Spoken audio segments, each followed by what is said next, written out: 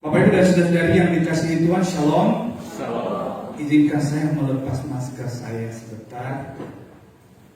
Kita akan merenungkan firman Tuhan dari surat Efesus pasal 3 ayat 18 sampai ayatnya yang ke-21. Efesus pasal 3 ayat 18 sampai 21 saya akan baca kepada kita. Beginilah firman Tuhan. Aku berdoa supaya kamu bersama-sama dengan segala orang kudus dapat memahami betapa lebarnya dan panjangnya dan tingginya dan dalamnya kasih Kristus, dan dapat mengenal kasih itu sekalipun ia melampaui segala pengetahuan. Aku berdoa supaya kamu dipenuhi di dalam seluruh kepenuhan Allah. Bagi Dialah yang dapat melakukan jauh lebih banyak daripada yang kita doakan atau pikirkan, seperti yang ternyata dari kuasa yang bekerja di dalam kita. Bagi Dialah kemuliaan di dalam jemaat dan di dalam Kristus Yesus turun-temurun sampai selama-lamanya. Amin. Bapak Ibu dan saudara-saudari yang dikasihi Tuhan, saya ingin menyapa kita sekali lagi. Shalom. Shalom. Yahobu. Shalom. Tema renungan keluarga besar RSUD Dr. Thompson Gunung Sitoli di tempat ini pada bulan ini adalah kasih Allah tak berkesudahan. Bapak Ibu dan saudara-saudari yang dikasihi Tuhan, ketika kita mengalami hidup yang baik-baik saja, mulus-mulus saja, lancar-lancar saja, terkadang orang atau kita lupa siapa sosok di balik hidup yang baik-baik itu. Lupa siapa sosok di balik hidup yang mulus-mulus itu dan di balik hidup yang lancar-lancar itu. Kesehatan baik, ekonomi baik, pekerjaan lancar, keluarga juga rukun dan harmonis. Lalu kita berpikir ya itu adalah hal yang wajar. Itu adalah hasil dari usaha, hasil dari jerih lelah. Wajar dong kalau saya mengalami hidup yang baik-baik, hidup yang mulus-mulus, dan hidup yang lancar-lancar saja. Tetapi Bapak Ibu dan saudara-saudari yang dikasihi Tuhan, sebaliknya, ketika manusia atau ketika kita mengalami hidup yang penuh dengan kesulitan, ada penderitaan, pergumulan yang tiada henti, lalu kita akan dengan mudah mengingat Tuhan. Tetapi sayangnya ketika kita mengingat Tuhan, yang ada adalah justru mempertanyakan eksistensi Allah. Di mana Allah? Di mana kasih-Nya? Adakah ia ada bersama dengan aku di dalam penderitaan dan pergumulan hidupku? Atau ia sedang bersembunyi? Atau ia sedang melupakan aku? Atau ia sedang menghentikan kasih-Nya kepadaku? Bapak Ibu dan saudara-saudari yang dikasihi Tuhan, kalau kita flashback sejenak 2 tahun terakhir ini, hidup kita di tengah pandemi ada banyak guncangan, terutama di awal-awal. Ada rasa takut, gelisah, galau, termasuk juga para nakes yang menjadi garda depan dan harus berhadapan dengan orang-orang yang terpapar. Saya percaya, saya yakinlah, pasti juga ada kegalauan di sana. Sebagai manusia, ada perasaan takut, cemas, dan mungkin bertanya, Tuhan, berapa lama lagi ini Engkau akan membiarkan seperti ini? Kami sudah cukup menderita, kami ingin ini segera berakhir. Bukankah itu doa-doa dan harapan kita? Sampai-sampai banyak juga lalu kemudian lagu dinyanyi, Tuhan, berapa lama ku dilupakan? Tuhan, berapa lama lagi Engkau sembunyi dariku? Engkau sembunyi dariku. Ini menggema karena situasi membuat kita jadi menanyakan, Tuhan, di tengah-tengah penderitaan ini, apakah ini engkau sungguh bersembunyi atau sesungguhnya engkau masih mengasihiku? Engkau sungguh ada bersamaku? Pertanyaan-pertanyaan yang menggelisahkan ini hanya bisa kita jawab melalui firman Tuhan. Tidak bisa lalu saya katakan, oh ada Tuhan di sana. Saya harus melihat, kita harus melihat apa kata firman Tuhan ketika ada situasi-situasi seperti ini. Firman Tuhan pada pagi ini ketika Paulus berbicara di dalam Efesus pasal 3 ayat 18 hingga 21 ini memang doa. Doa yang disampaikan oleh Paulus, tetapi ia berharap bahwa orang-orang Efesus, jemaat Tuhan yang mendengar dan membaca doa ini, mereka dapat memahami bahwa kasih Allah di dalam Kristus Yesus itu sungguh tak pernah berkesudahan. Ini mainnya kalau saya kesini mati. Jadi kalau saya terpaksa kembali lagi ke sini. Paulus mengajar, aku berdoa bahwa kasih Allah di dalam Kristus Yesus itu sungguh tak berkesudahan. Termasuk firman Tuhan yang disampaikan 2 minggu yang lalu di tempat ini, yang diambil dari Ratapan 3 ayat 22 dan 23. Tak berkesudahan kasih setia Tuhan, selalu baru tiap hari. Rahmat-Mu selalu baru tiap hari, kesetiaan-Mu besar. Dan ini dijelaskan sungguh luar biasa. 2 minggu lalu saya sempat melihat postingannya juga, bahwa kasih Allah itu sungguh ada, dan itu dikatakan di dalam firman Tuhan.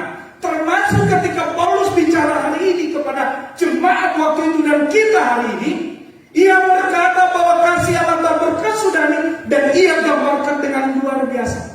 Dengan bahasa metaforisnya ia berkata bahwa kasih Kristus itu betapa lebar, betapa panjang, betapa tinggi, dan betapa dalam.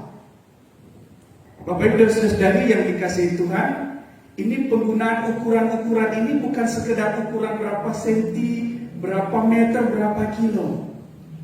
Ketika Paulus bicara kasih Allah yang tak berkesudahan ini memiliki makna teologis yang sungguh dalam. Dan seorang penafsir Alkitab, John Stott, juga menafsirkan ini dengan begitu luar biasa. Apa yang dia katakan bahwa ketika Paulus bicara soal betapa lebarnya kasih Kristus, itu berarti ia berbicara soal jangkauan. Jangkauan kasih Kristus terhadap siapapun dan dimanapun. Ini berarti ia bicara soal siapapun dan dimanapun, orang dan tempat. Kristus itu mengasihi siapapun, baik kita yang ada di tempat ini, dari profesi apapun, juga saudara-saudara kita di luar sana, di segala tempat, baik yang ada di Nias maupun di luar pulau Nias. Kasih Kristus itu begitu lebar, tak ada yang sanggup mengukurnya. Ia mengasihi siapapun. Hari ini ia bisa mengasihi kita di sini, dan pada saat yang sama ia juga bisa mengasihi orang-orang di luar sana. Ini kasihnya yang begitu lebar ini memiliki makna yang luar biasa, bahwa sungguh kasih Allah di dalam Kristus Yesus itu akan menjangkau siapapun dan dimanapun. Hanya saja kalau ini dalam hubungan suami istri atau hubungan pasangan, hati-hati kalau lalu kemudian suaminya bilang, aku memiliki kasih yang lebar. Ya berarti mengasihi yang di sini lalu mengasihi yang di sana.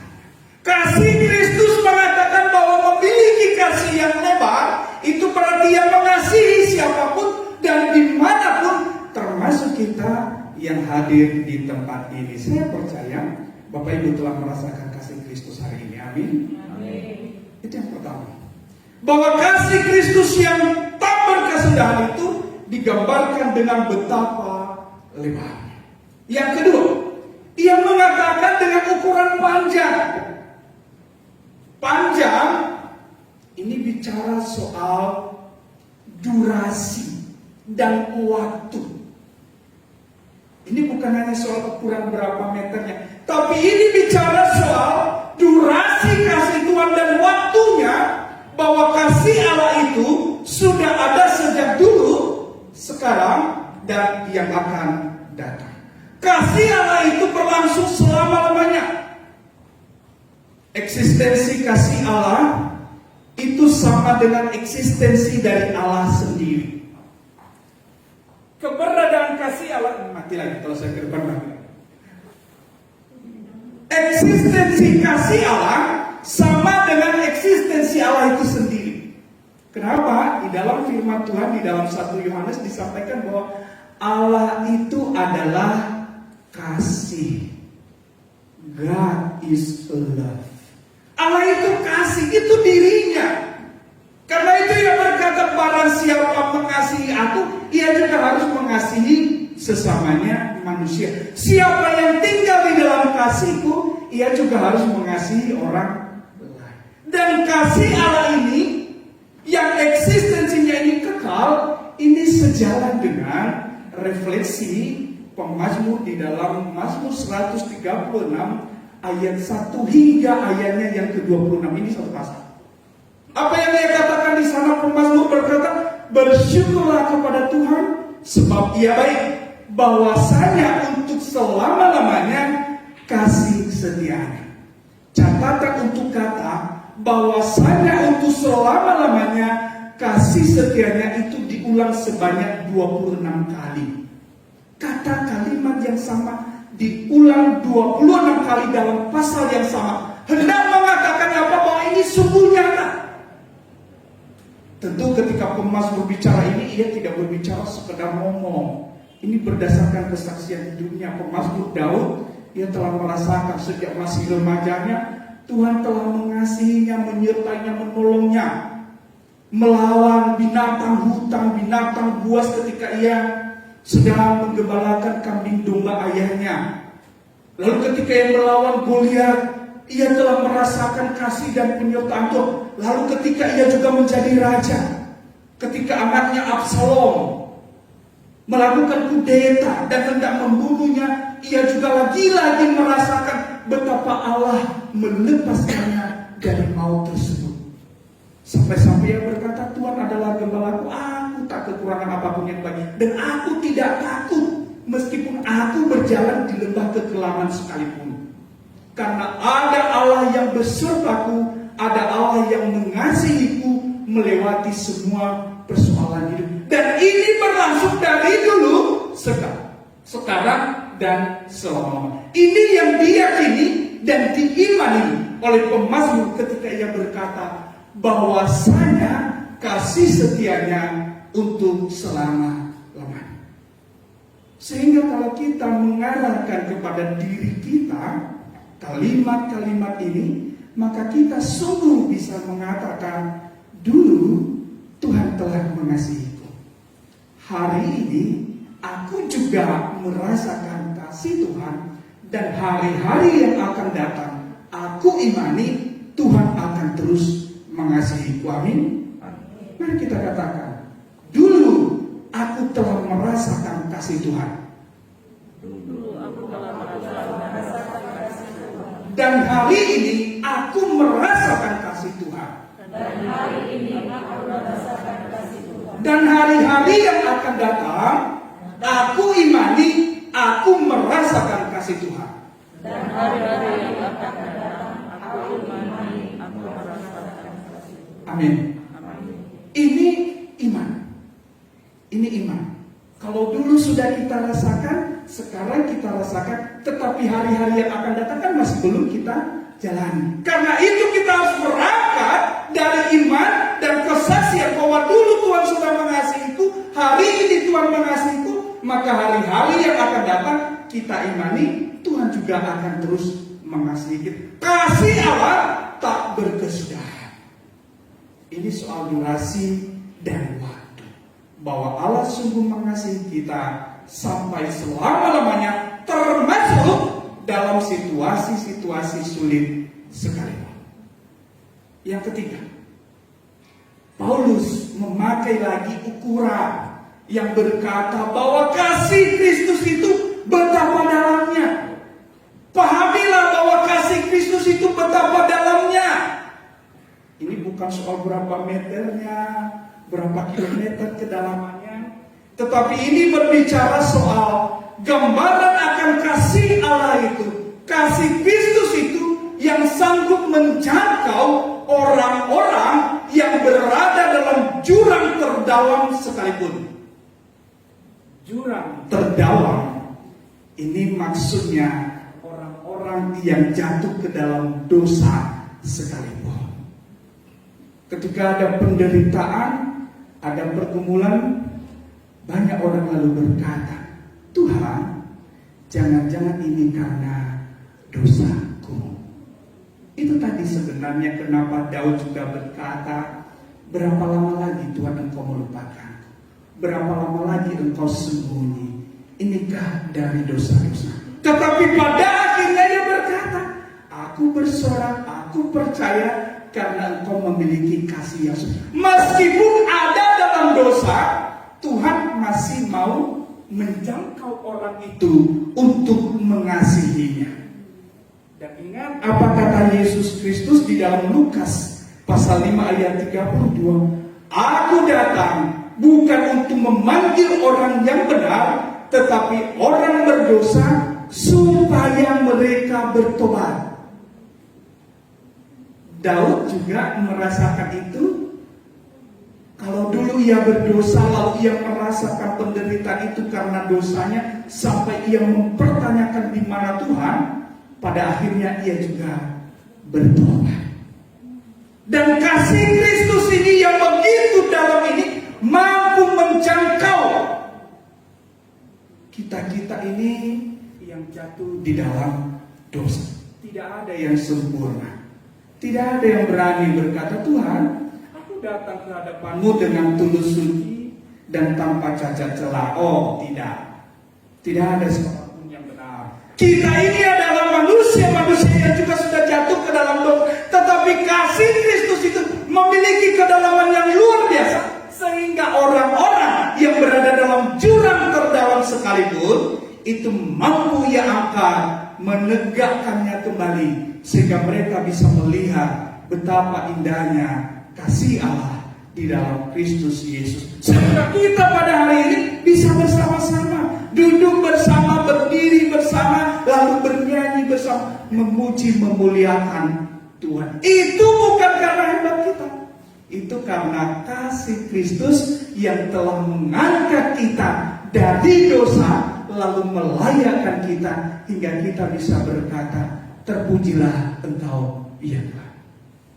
Bapak Ibu dan Saudari yang dikasihi Tuhan, kasih yang begitu dalam ini juga bermakna tentang bahwa Kristus Yesus, Allah yang penuh kasih itu, mampu menjangkau orang-orang yang dipandang rendah dan dipandang hina sekalipun.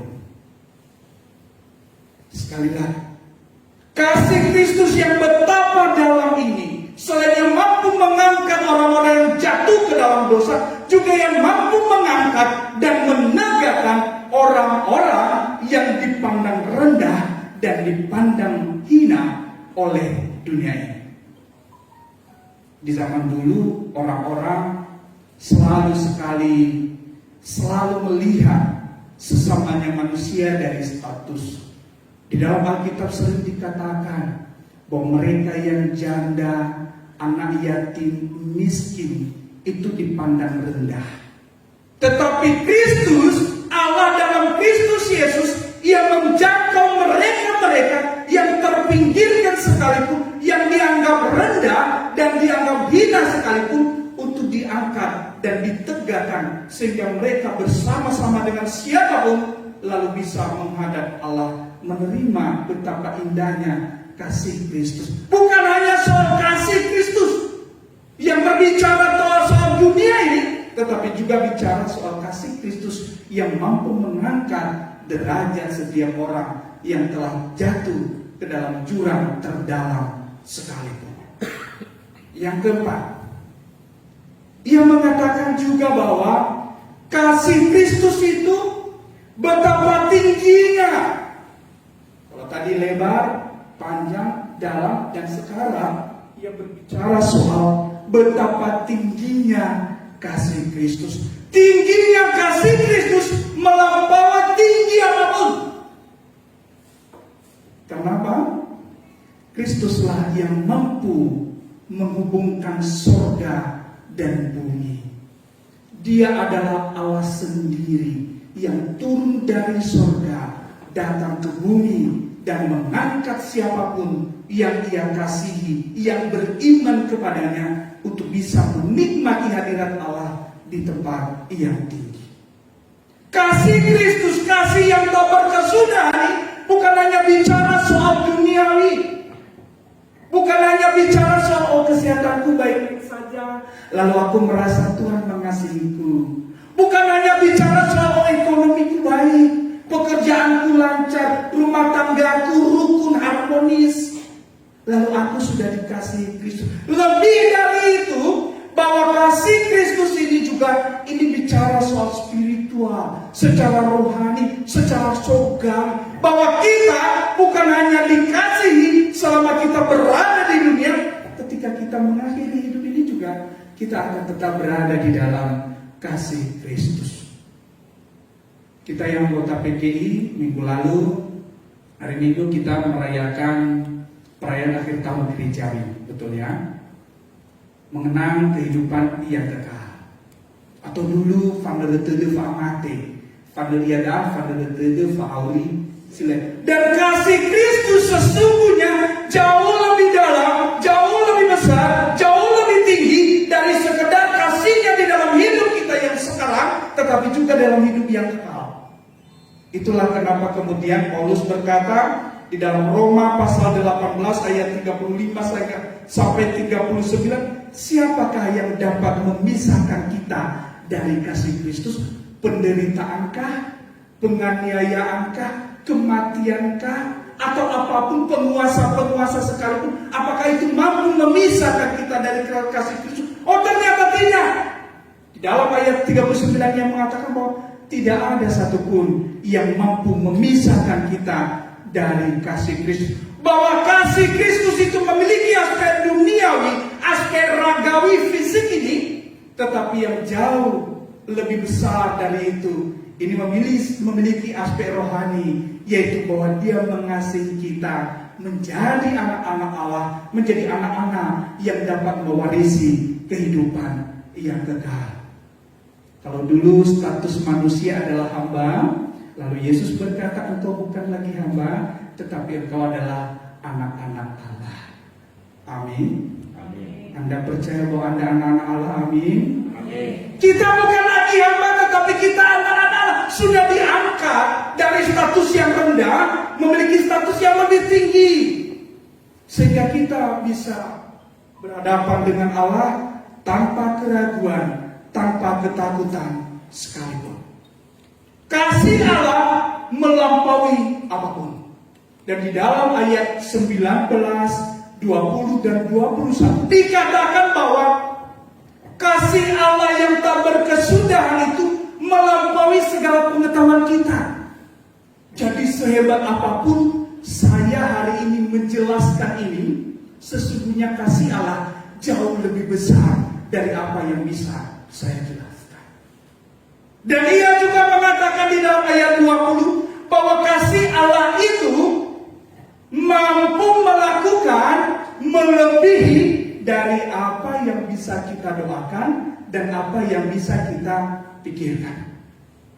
Oh, banyak sekali saya telah menyaksikan di dalam hidupku sendiri bagaimana doa-doa saya itu dijawab melebihi dari apa yang saya doakan. Yang tidak terpikirkan sekalipun Tuhan bisa memikirkan. Dan ini Paulus menegaskan di dalam Efesus ini, bahwa kasih Kristus itu yang tak berkesudahan itu mampu ia lakukan, mampu ia berikan melebihi dari apa yang bisa kita doakan dan apa yang bisa kita pikirkan. Lalu akhirnya berkata, bagi Dialah segala kemuliaan sampai selama-lamanya. Artinya Bapak Ibu dan Saudara-saudari yang dikasihi Tuhan, kalau kita hari ini bisa merasakan kasih Tuhan yang tak berkesudahan, itu dimaksudkan supaya hidup kita ini berguna, bermanfaat, menjadi berkat bagi orang lain, dan juga menjadi alat bagi kemuliaan Tuhan. Amin. Bapak Ibu di tempat ini diberi pekerjaan, diberi kesempatan melayani, mengasihi, merawat pasien. Itu adalah kasih Tuhan dalam hidupmu. Karena ada banyak orang di luar sana yang menginginkan profesi itu, tetapi Tuhan memilihmu, memilih Bapak Ibu untuk mengambil bagian dalam pelayanan ini untuk kemuliaan bagi Tuhan. Tuhan sudah mengasihi kita dulu, sekarang, dan selama-lamanya. Amin. Tuhan Yesus memberkati. Mari kita berdoa.